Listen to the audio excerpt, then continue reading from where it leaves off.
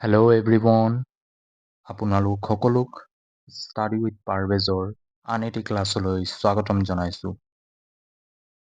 বন্ধুসকল, আমি পলিটিৰ এটা কনচেপ্ট প্লাছ MCQৰ ছিৰিজ আৰম্ভ কৰিছিলোঁ। ইয়াৰে আজি 5 নম্বৰ ক্লাছ হয়। ইয়াৰ আগৰ 4টা ক্লাছত আমি বহু গুৰুত্বপূৰ্ণ কুৱেশ্যনসমূহ ডিছকাছ কৰিছোঁ। এই ছিৰিজত আমি চিৰিয়েলকৈ টপিকসমূহ ডিছকাছ কৰাৰ লগতে MCQসমূহ চিৰিয়েলকৈ অনাৰ চেষ্টা কৰিছোঁ। এই ছিৰিজত যিসমূহ কুৱেশ্যন অনা হৈছে, এই সকলো কুৱেশ্যনসমূহ এক্সাম অৰিয়েণ্টেড। এই ছিৰিজটো কেৱল অসম পুলিচৰ বাবেই নহয়, অসম চৰকাৰৰ হ'বলগীয়া যিমান প্ৰতিযোগিতামূলক পৰীক্ষা আছে সকলোৰ বাবে গুৰুত্বপূৰ্ণ হয়। যিসকলে আমাৰ চেনেলত নতুনকৈ আহিছে তেওঁলোকক ৰিকুৱেষ্ট কৰিছোঁ যাতে চেনেলটো ছাবস্ক্ৰাইব কৰি লয় আৰু শেষলৈ ভিডিঅ'টো চায়। তেন্তে বেছি দেৰি নকৰি আৰম্ভ কৰোঁ আজিৰ ক্লাছটো।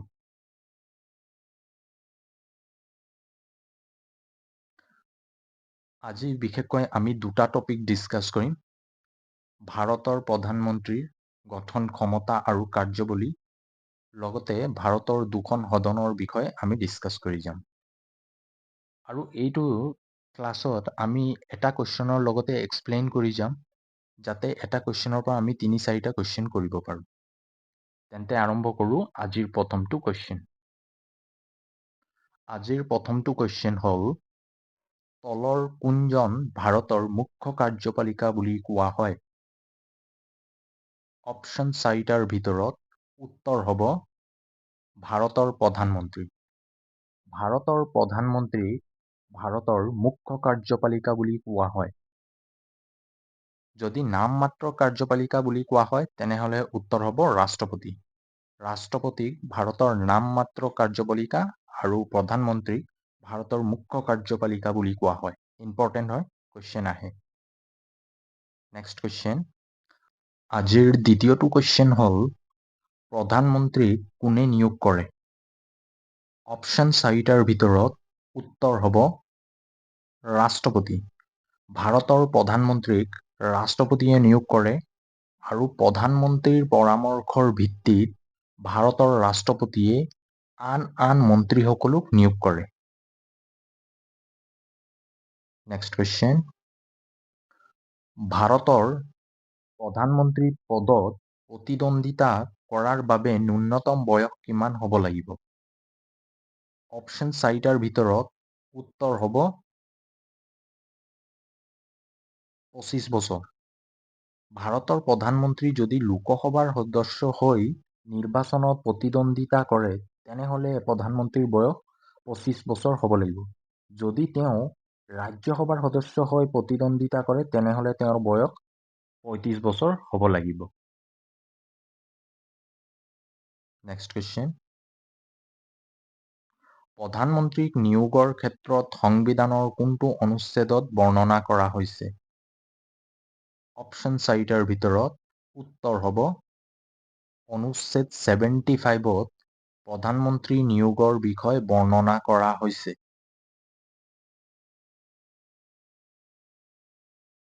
ইয়াৰে আৰু এটা গুৰুত্বপূৰ্ণ অনুচ্ছেদ হ'ল, যিহেতু পৰীক্ষাত প্ৰধানমন্ত্ৰীৰ পৰা দুটা আৰ্টিকেল আহে, এটা হ'ল আৰ্টিকেল 75।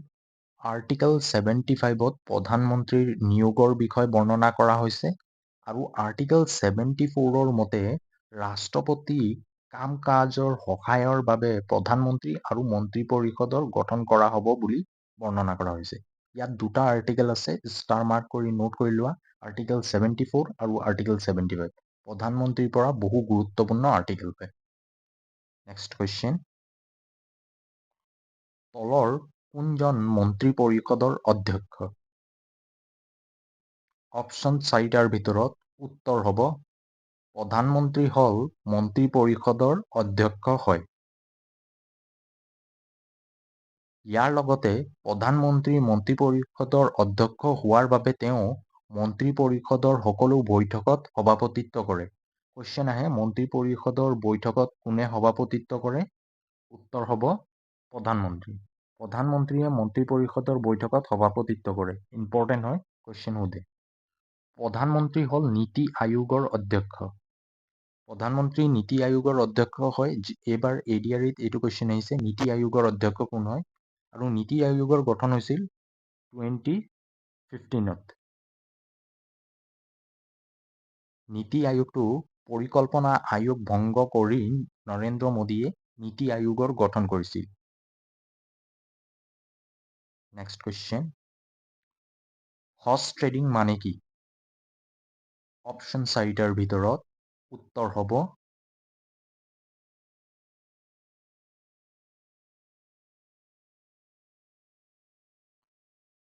অপশ্যন 4টাৰ ভিতৰত উত্তৰ হ'ব MLA আৰু MPক কিনা বেচাৰ প্ৰক্ৰিয়াক হৰ্চ ট্ৰেডিং বুলি কোৱা হয়। ইম্পৰ্টেণ্ট হয়। নেক্সট কুৱেশ্যন,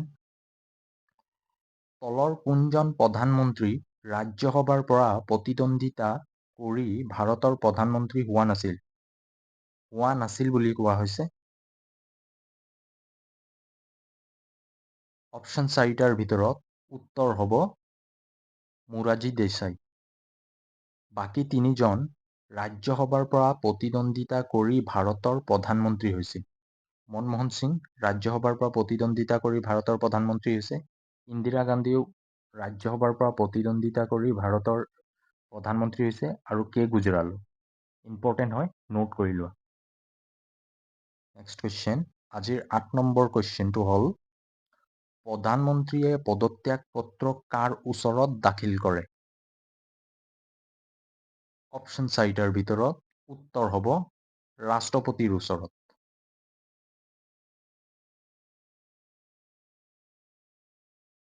আজিৰ 9 নম্বৰটো কুৱেশ্যন হ'ল, ভাৰতৰ প্ৰধানমন্ত্ৰীৰ দৰমহা কোনে নিৰ্ধাৰণ কৰে? অপশ্যন 4টাৰ ভিতৰত উত্তৰ হ'ব সংসদে। সংসদে ভাৰতৰ প্ৰধানমন্ত্ৰীৰ দৰমহা নিৰ্ধাৰণ কৰে। নেক্সট কুৱেশ্যন, আজিৰ 10 নম্বৰটো কুৱেশ্যন হ'ল, তলৰ কোনজন প্ৰধানমন্ত্ৰীৰ কাৰ্যকাল আটাইতকৈ বেছি আছিল? অপশ্যন 4টাৰ ভিতৰত উত্তৰ হ'ব জৱাহৰলাল নেহৰুৰ কাৰ্যকাল আটাইতকৈ বেছি আছিল। ইয়াৰ কিছুমান পইণ্টসমূহ আছে যিসমূহ গুৰুত্বপূৰ্ণ হয়। জৱাহৰলাল নেহৰুৰ কাৰ্যকাল 17 বছৰ আছিল। দ্বিতীয়জন হ'ল ইন্দিৰা গান্ধী, তেওঁৰ কাৰ্যকাল 16 বছৰ আছিল। আৰু ইন্দিৰা গান্ধী ভাৰতৰ বৰ্তমান সময়লৈ একমাত্ৰ মহিলা প্ৰধানমন্ত্ৰী। ইম্পৰ্টেণ্ট হয়। নেক্সট কুৱেশ্যন, আজিৰ 11 নম্বৰটো কুৱেশ্যন হ'ল, স্বাধীন ভাৰতৰ দ্বিতীয়জন প্ৰধানমন্ত্ৰী কোন আছিল? এইটোত প্ৰায়ে উত্তৰ দিব লাল বাহাদুৰ শাস্ত্ৰী, কিন্তু লাল বাহাদুৰ শাস্ত্ৰী নহয়। উত্তৰ হ'ব গুলজাৰিলাল নন্দা। গুলজাৰিলাল নন্দা আছিল স্বাধীন ভাৰতৰ দ্বিতীয়জন প্ৰধানমন্ত্ৰী, আৰু তৃতীয়জন হ'ব লাল বাহাদুৰ শাস্ত্ৰী। প্ৰধানমন্ত্ৰীক শপত বাক্য পাঠ কোনে কৰোৱায়? অপশ্যন 4টাৰ ভিতৰত উত্তৰ হ'ব ৰাষ্ট্ৰপতি। যদি কুৱেশ্যনত সোধে ৰাষ্ট্ৰপতিক শপত বাক্য কোনে পাঠ কৰোৱায়, তেনেহ'লে উত্তৰ হ'ব উচ্চতম ন্যায়ালয়ৰ মুখ্য ন্যায়াধীশে ৰাষ্ট্ৰপতিক শপত বাক্য পাঠ কৰোৱায়। নেক্সট কুৱেশ্যন, আজিৰ 13 নম্বৰটো কুৱেশ্যন হ'ল, তলৰ কোনজন প্ৰধানমন্ত্ৰীয়ে মৰণোত্তৰৰ বাবে ভাৰত ৰত্ন লাভ কৰিছিল? অপশ্যন 4টাৰ ভিতৰত উত্তৰ হ'ব লাল বাহাদুৰ শাস্ত্ৰী।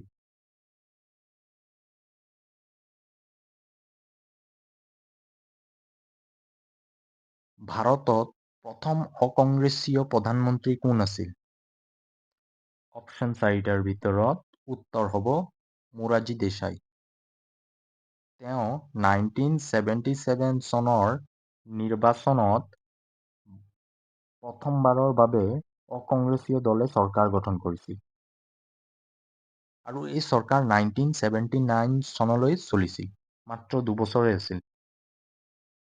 নেক্সট কুৱেশ্যন, ইয়াৰ কিছুমান পইণ্ট আছে, এই পইণ্টখিনি চাই লওঁ। মোৰাৰজী দেশাই আছিল ভাৰতৰ প্ৰথম প্ৰধানমন্ত্ৰী যিজনে আটাইতকৈ বেছি পাকিস্তানৰ পৰা অসামৰিক বঁটা লাভ কৰিছিল। ইম্পৰ্টেণ্ট কুৱেশ্যন হয়, সোধে অসামৰিক বঁটা আটাইতকৈ বেছি লাভ কৰা ভাৰতৰ প্ৰধানমন্ত্ৰী কোন আছিল? মোৰাৰজী দেশাই।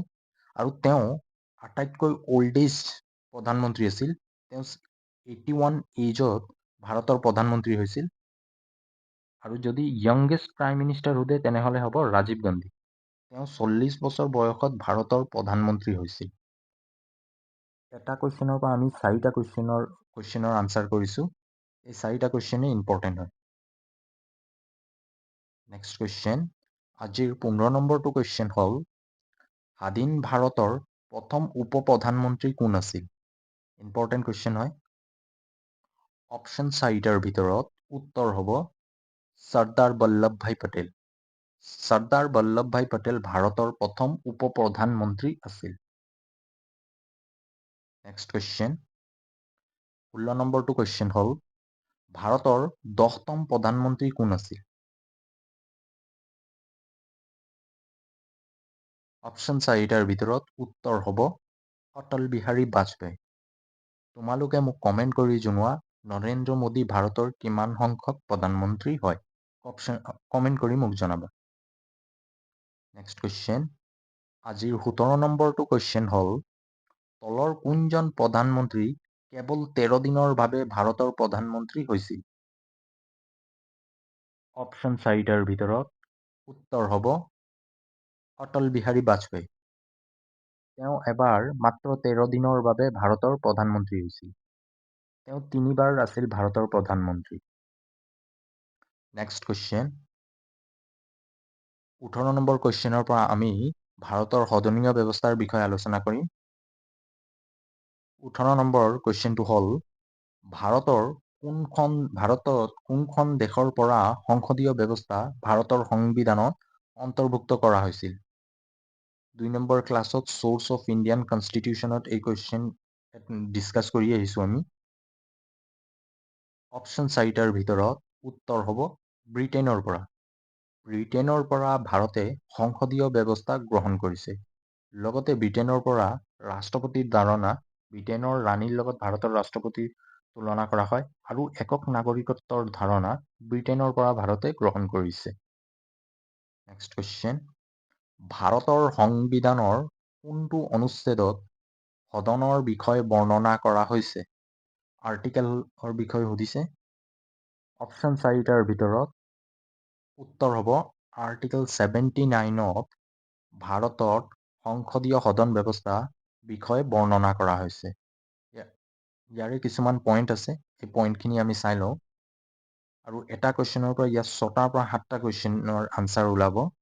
ভাৰতৰ সদনীয় ব্যৱস্থা দ্বিসদনীয় ব্যৱস্থা। ভাৰতত 2খন সদন আছে, ৰাজ্যসভা, উচ্চ সদন। ৰাজ্যসভাক আন এটা নাম হ'ল উচ্চ সদন। ইম্পৰ্টেণ্ট হয়। ৰাজ্যসভাক হাউচ অফ এল্ডাৰ বুলিও কোৱা হয়। ৰাজ্যসভাৰ 2টা নাম আছে, এটা নাম হ'ল উচ্চ সদন আৰু এটা হ'ল হাউচ অফ এল্ডাৰ। লগতে ৰাজ্যসভাক স্থায়ী সদন বুলিও কোৱা হয়। দ্বিতীয়টো পইণ্ট হ'ল,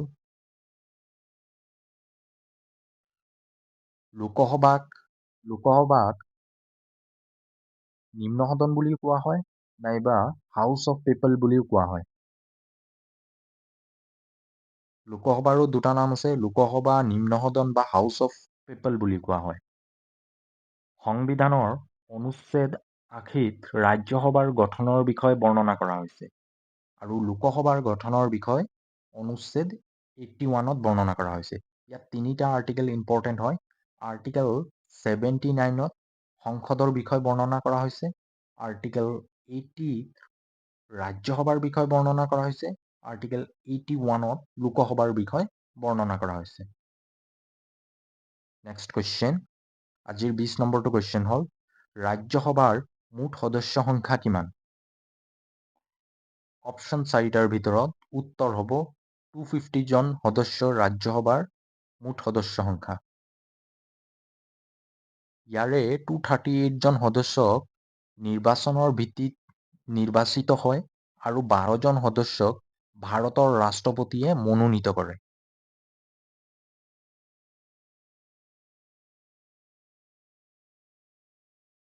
পইণ্টখিনি আমি চাই লওঁ যদি 238 জন সদস্য আছে, যিখিনি মই কৈ গৈছিলোঁ। 12 জন সদস্যক ৰাষ্ট্ৰপতিক মনোনীত কৰে। লোকসভাৰ মুঠ সদস্য সংখ্যা 550 জন। যিহেতু আমি আগৰ কিতাপখিনিত যদি চাওঁ, তাত পাম আমি লোকসভাৰ মুঠ সদস্য সংখ্যা আছিল 542 জন আৰু বৰ্তমানত হৈছে 550 জন। যিহেতু বৰ্তমানত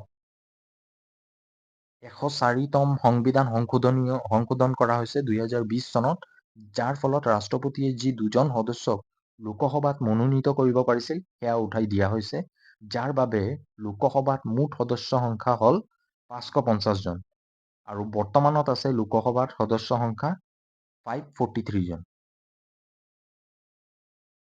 ইম্পৰ্টেণ্ট হয় 3টা পইণ্ট, বহু গুৰুত্বপূৰ্ণ হয়, নোট কৰাৰ চেষ্টা কৰিবা। এজন সদস্য লোকসভাৰ সদস্য হ'বলৈ হ'লে ন্যূনতম বয়স কিমান হ'ব লাগিব? অপশ্যন 4টাৰ ভিতৰত উত্তৰ হ'ব 25 ইয়াৰ্ছ হ'ব লাগিব। লোকসভাৰ সদস্য হ'বলৈ হ'লে এজন ব্যক্তিৰ ন্যূনতম বয়স 25 বছৰ হ'ব লাগিব। ৰাজ্যসভাৰ হ'বলৈ হ'লে তেওঁৰ 30 বছৰ হ'ব লাগিব। ৰাষ্ট্ৰপতি, উপৰাষ্ট্ৰপতি, ৰাজ্যপাল হ'বলৈ হ'লে তেওঁৰ 35 বছৰ হ'ব লাগিব। এটা কুৱেশ্যনৰ পৰা আমি 3টা কুৱেশ্যন কৰিছোঁ। নেক্সট কুৱেশ্যন, কোনটো অনুচ্ছেদৰ যোগেদি দুখন সদনৰ যৌথ বৈঠকৰ বিষয়ে বৰ্ণনা কৰা হৈছে? ইম্পৰ্টেণ্ট কুৱেশ্যন হয়, বহুবাৰ এক্সামত আহিছে। অপশ্যন 4টাৰ ভিতৰত উত্তৰ হ'ব আৰ্টিকেল 108ত দুখন সদনৰ যৌথ বৈঠকৰ বিষয়ে বৰ্ণনা কৰা হৈছে। ইয়াৰ লগতে ইয়াত আৰু 2টা কুৱেশ্যন সোধে। যৌথ বৈঠকৰ সভাপতিত্ব কোনে কৰে? উত্তৰ হ'ব উপৰাষ্ট্ৰপতিয়ে সভাপতিত্ব কৰে। আৰু দুখন যৌথ বৈঠক যেতিয়া দুখন সদনৰ মাজত হয়, তাৰ আহ্বান কোনে কৰে? তাৰ আহ্বান ৰাষ্ট্ৰপতিয়ে কৰে আৰু সভাপতিত্ব উপৰাষ্ট্ৰপতিয়ে কৰে। ইম্পৰ্টেণ্ট হয় 2টা পইণ্ট। ভাৰতৰ সংবিধানত বাজেটৰ বিষয়ে আৰ্টিকেল 1110ত বৰ্ণনা কৰা হৈছে। ইম্পৰ্টেণ্ট হয়, বাজেট বহুবাৰ কুৱেশ্যনত আহিছে। ভাৰতৰ সংবিধানৰ কোনটো অনুচ্ছেদত বাজেটৰ বিষয়ে বৰ্ণনা কৰা হৈছে? আৰ্টিকেল 1110ত বাজেটৰ বিষয়ে বৰ্ণনা কৰা হৈছে। ভাৰতৰ সংবিধানত কোনটো অনুচ্ছেদত বিত্তীয় বিল, মানি বিলৰ বিষয়ে বৰ্ণনা কৰা হৈছে? এইটো সোধে। আৰ্টিকেল 1170ত বিত্তীয় বিলৰ বিষয়ে বৰ্ণনা কৰা হৈছে। আৰু ৰাজ্য পুনৰ্গঠন আৰু বিত্তীয় বিল যেতিয়া সদনত উত্থাপন কৰা হয়, তেনে ক্ষেত্ৰত ৰাষ্ট্ৰপতিৰ পৰামৰ্শ বা অনুমতি ল'ব লাগে। বিশেষকৈ পৰামৰ্শ নহয়, অনুমতি ল'ব লাগে। ইয়াত আৰু এটা পইণ্ট মই নোট নাই কৰা। এখন বিল হয় কি নহয় সেইটো কোনে নিৰ্ধাৰণ কৰে? অধ্যক্ষই নিৰ্ধাৰণ কৰে। নেক্সট কুৱেশ্যন, যুটীয়া অধিৱেশনৰ আহ্বান কোনে কৰে? অলপ আগত কৈ গৈছিলোঁ। উত্তৰ হ'ব ৰাষ্ট্ৰপতিয়ে আৰু সভাপতিত্ব কৰে উপৰাষ্ট্ৰপতিয়ে। নেক্সট কুৱেশ্যন, ইয়াত আৰু এটা কুৱেশ্যন সোধে, জিৰ' আৱাৰ বুলিলে কাক কোৱা হয়? কুৱেশ্যন আৱাৰক জিৰ' আৱাৰ বুলি কোৱা হয়। ৰাজ্যসভাৰ কাৰ্যকাল কিমান বছৰ? অপশ্যন 4টাৰ ভিতৰত উত্তৰ হ'ব 6 বছৰ। লোকসভাৰ বুলি ক'লে 5 বছৰ। লোকসভাৰ এটা নিৰ্দিষ্ট কাৰ্যকাল নহয়। যদি প্ৰধানমন্ত্ৰীৰ অনাস্থাৰ প্ৰস্তাৱ উত্থাপন হয়, তেনেহ'লে লগে লগে প্ৰধানমন্ত্ৰী পদত্যাগৰ ফলত লোকসভা ভংগ হৈ যায় বুলি ক'ব পাৰি। তাৰ কাৰণে লোকসভাক এখন স্থায়ী সদন বুলি ক'ব নোৱাৰি। বৰ্তমান লোকসভাৰ অধ্যক্ষ কোন হয়? অপশ্যন 4টাৰ ভিতৰত উত্তৰ হ'ব ওম বিৰলা। ওম বিৰলা বৰ্তমানৰ লোকসভাৰ অধ্যক্ষ। যদি কুৱেশ্যনত আহে লোকসভাৰ প্ৰথম অধ্যক্ষ কোন আছিল? উত্তৰ হ'ব জি.ভি. মাভালাংকাৰ। যদি কুৱেশ্যনত সোধে লোকসভাত বৰ্তমান সময়লৈকে একমাত্ৰ মহিলা স্পীকাৰ কোন আছিল? উত্তৰ হ'ব মীৰা কুমাৰী। 3টা কুৱেশ্যন হয়, একদম ইম্পৰ্টেণ্ট হয়। লগতে বৰ্তমান ভাৰতৰ উপৰাষ্ট্ৰপতি কোন হয়? জগদীশ ধনখড়। এই পইণ্টখিনিয়ে হয়, মই কৈ আহিছিলোঁ। স্বাধীন ভাৰতৰ প্ৰথম লোকসভাৰ অধ্যক্ষ কোন আছিল? জি.ভি. মাভালাংকাৰ। বৰ্তমান সময়লৈকে লোকসভাৰ একমাত্ৰ মহিলা অধ্যক্ষ কোন হয়? মীৰা কুমাৰী। একেবাৰে ইম্পৰ্টেণ্ট হয়, দুটা কুৱেশ্যন আছে ইয়াৰ পৰা। এটা কুৱেশ্যনৰ পৰা আমি আৰু দুটা কুৱেশ্যন ওলাইছে। Next question. আজিৰ ২৬ নম্বৰ কুৱেশ্যনটো হ'ল, অসমত লোকসভাৰ আসনৰ সংখ্যা কিমান? উত্তৰ, অসমত লোকসভাৰ আসনৰ সংখ্যা ১৪খন, ৰাজ্যসভাৰ আসনৰ সংখ্যা ৭খন আৰু অসম বিধানসভাৰ আসনৰ সংখ্যা ১২৬খন। এটা কুৱেশ্যনৰ পৰা তিনিটা কুৱেশ্যন কৰিছোঁ। লোকসভাৰ আটাইতকৈ বেছি আসন থকা ৰাজ্যখনৰ নাম হ'ল উত্তৰ প্ৰদেশ। উত্তৰ প্ৰদেশত লোকসভাত ৮০খন আসন আছে। ৰাজ্যসভাতো আটাইতকৈ বেছি আসন থকা ৰাজ্য হ'ল উত্তৰ প্ৰদেশ, য'ত ৩১খন আসন আছে। অসমত ৰাজ্যসভাৰ আসনৰ সংখ্যা ৭খন। ইম্পৰ্টেণ্ট পইণ্ট হয়, নোট কৰাৰ চেষ্টা কৰিব। Next question. ৰাজ্যসভাক এখন স্থায়ী সদন বুলি কোৱা হয়, আগতো মই কৈ আহিছোঁ। কাৰণ ৰাজ্যসভা ভংগ নহয়, প্ৰতি ২ বছৰৰ মূৰে মূৰে ১/৩ সদস্যৰ পুনৰ নিৰ্বাচন কৰা হয়, তাৰ বাবে ইয়াক স্থায়ী সদন বুলি কোৱা হয়। লগতে ৰাজ্যসভাৰ কাৰ্যকাল ৬ বছৰ। ৰাজ্যসভাত মানি বিল উত্থাপন নহয়। মানি বিলৰ বাহিৰে আন সকলো বিল ৰাজ্যসভাত উত্থাপন কৰা হয়। Next question. তেন্তে বন্ধুসকল, আজি এইকেইটাই কুৱেশ্যন আছিল, আৰু এইকেইটা কুৱেশ্যন কেনে আছিল কমেণ্ট কৰি জনাব। যদি কিবা ডাউট থাকে কমেণ্ট কৰিব। শেষতে এটা সৰু ৰিকুৱেষ্ট আছিল, এটা ভিডিঅ' বনাওঁতে বহু কষ্ট হয়, যাৰ বাবে বহু কিতাপৰ পৰা আৰু PYQৰ পৰা কুৱেশ্যনসমূহ কালেক্ট কৰি ভিডিঅ'টো বনোৱা হয়। আৰু ইমান কষ্টৰ বাবে তোমালোকক এটা সৰু ৰিকুৱেষ্ট আছে, যিসকলে শেষলৈ ভিডিঅ' চাইছে তেওঁলোকে ভিডিঅ'টো লাইক কৰি চেনেলটো নিজৰ বন্ধু বান্ধৱীসকলৰ মাজত শ্বেয়াৰ কৰি দিব। আজিলৈ ইমানে থাকিল। পুনৰ লগ পাম আমি আন এটি ভিডিঅ'লৈ। Thank U.